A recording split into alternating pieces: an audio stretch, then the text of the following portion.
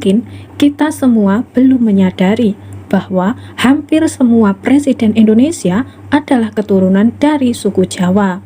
Termasuk presiden Indonesia yang terlahir dari suku Jawa, yakni ada Soekarno di Surabaya dan Soeharto di Yogyakarta. Bukan hanya itu saja, presiden Indonesia selanjutnya yang keturunan suku Jawa juga ada Gus Dur dan Megawati. Hingga saat ini, Presiden Indonesia Joko Widodo juga kelahiran asal kota Solo.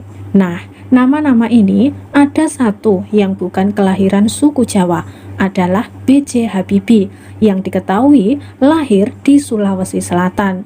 Lantas, yang menjadi pertanyaan adalah kenapa hampir semua presiden Indonesia berasal dari suku Jawa?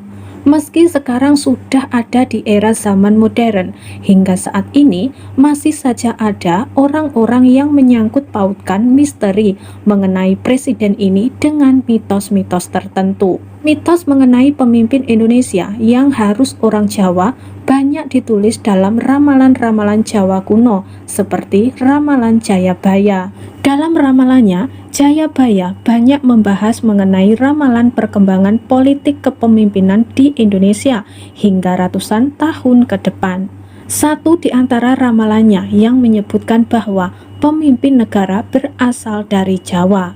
Pada ramalan Jayabaya sudah menyebutkan bahwa akan bertahan sampai akhir zaman, bahwa pemimpin Indonesia kebanyakan dari suku Jawa. Bukan hanya itu, adapun alasan berikutnya terkait presiden Indonesia dari suku Jawa adalah bahwa Indonesia merupakan bangsa yang memiliki keragaman suku bangsa, agama, dan bahasa. Menurut hasil sensus penduduk pada tahun 2010 silam, Jawa mendominasi dengan 40,22% atau 95,2 juta jiwa. Suku bangsa atau etnis penduduk Indonesia yang berjumlah 236.073 jiwa. Artinya, pemilih terbesar dalam pemilu Pulau Jawa memegang pemilih terbesar. Dengan demikian, calon presiden yang berasal dari Jawa ini punya peluang yang sangat besar untuk menang dalam pemilihan umum. Pemilihan presiden juga tak terlepas dari yang namanya partai politik, sehingga rata-rata partai politik besar juga muncul dari masyarakat Jawa.